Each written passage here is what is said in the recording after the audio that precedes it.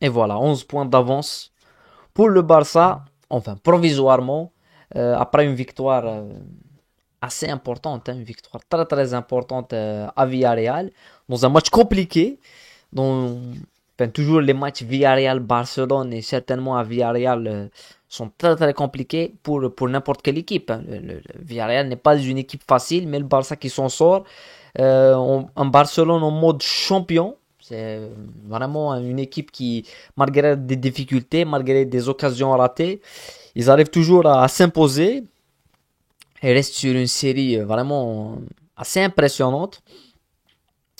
Et ils sont vraiment un leader incontestable de la Liga. Et Xavi qui peut s'estimer heureux que ses joueurs ont fait une performance, une top performance grâce notamment à Ronald Araujo. Araujo, quel défenseur, quel niveau, quel niveau. C'est vrai qu'on a beaucoup critiqué le parcours du Barça en Champions League avec des défaites face à l'Inter, face au Bayern. Mais l'absence d'Araujo a vraiment pesé parce que depuis le retour d'Araujo et de Koundé sur un côté et avec l'adaptation express de Christensen, le Barça a une défense en béton, une nouvelle fois un clean sheet. Ça encaisse très très peu de buts. Et voilà, 11 points d'avance provisoirement sur le Real Madrid qui joue mercredi face à Elche. Donc voilà, débrief du Barça. Comme d'habitude, n'oubliez pas de liker au maximum la vidéo. La première chose qu'on va voir, c'est bien sûr la composition d'équipe et la composition d'équipe du Barça avec l'absence bien sûr de Sergio Busquets qui est remplacé par Frankie de Jong dans l'axe.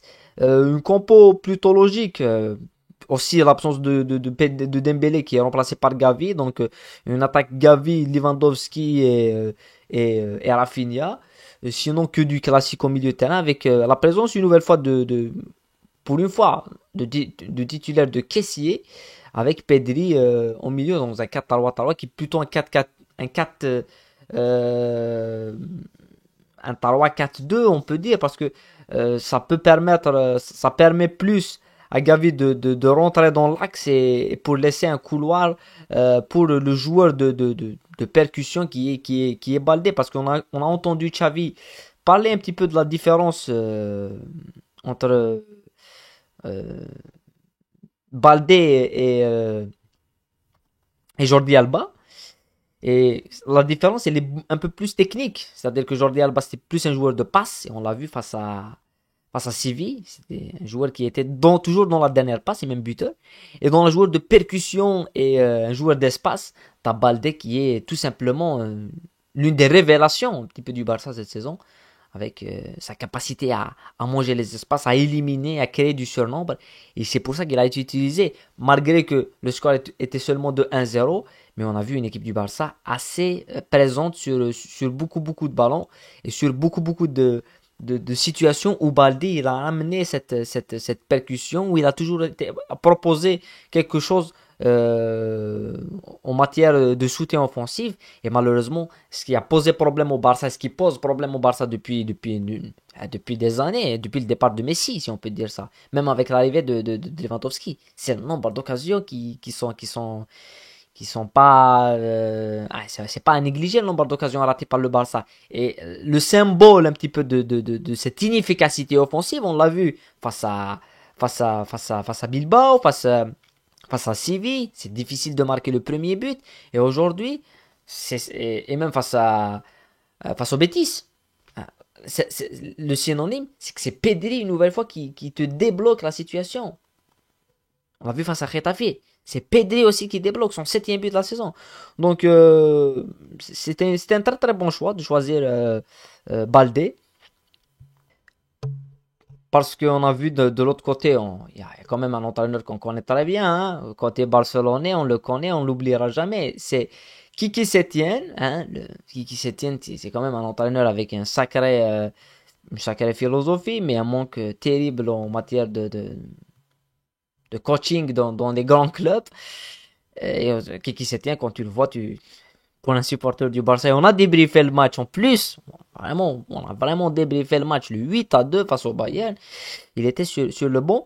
Mais dans ses principes de jeu, on a vu le qui se tient qu'on connaissait. Hein, avec une équipe très très haute sur le terrain qui est allée presser cette équipe du Barça d'une manière extrêmement puissante. On a vu ça dès l'entame du match avec une équipe qui va presser les centraux du Barça, avec une équipe qui monte sur les milieux de terrain. On voit ici le marquage assez précis et assez individuel qu'a posé dans le jeu Kiki Setien. Mais je pense que cette équipe de Villarreal, ce qui lui a manqué aujourd'hui, c'est aussi cette matière à finir. Malgré que le Barça a eu beaucoup d'occasions, Villarreal aussi a eu de nombreuses occasions, et parmi elles, l'occasion ultime en fin de première mi-temps, l'occasion ratée par Morales, le commandante Morales, ancien joueur de Levante, qui d'habitude, ceux qui connaissent ce joueur-là, c'est une bête féroce sur un terrain. C'est quelqu'un qui a raté jamais une occasion, qui marque des buts. Il a sauvé. Il était le patron et le capitaine de Levante avant qu'il descende en deuxième division. Mais avec de l'âge, mais comment il a pu rater ça? Quand j'ai vu le raté de Morales, je me suis dit, Barça va gagner. C'est pas possible que Morales rate cette occasion. Parce que cette occasion, normalement, c'est but. Et quand on se concentre sur le temps, c'est à la fin de la première mi-temps, ça te met 1-1 au vestiaire, c'est pas la même chose. Mais le problème de cette équipe, ils sont tombés face à lui. Ils sont tombés face à Araujo. Actuellement, personnellement, c'est pas parce que peut-être que on parle sur la culture de l'instant, mais depuis son retour, depuis la Coupe du Monde, parce que c'est pas un joueur qui a joué à la Coupe du Monde parce qu'il était blessé avec l'Uruguay, et je pense que s'il était avec l'Uruguay, ça changerait beaucoup de choses. Mais actuellement, c'est le meilleur défenseur au monde. Je ne vois pas quel défenseur, parce que d'autres défenseurs, on va parler un peu peut-être de la charnière du Bayern avec une très très belle saison de Matthias de Ligt. On va parler peut-être de Laporte à City. Mais Araujo ce soir, en matière de défense, c'est-à-dire quelqu'un qui défend une zone, défend un espace, il est tout seul. Il est dans tous les coups, physiquement il est prêt, et tu as des joueurs qui défendent techniquement, parce que Christensen c'est plus à la sortie de balle.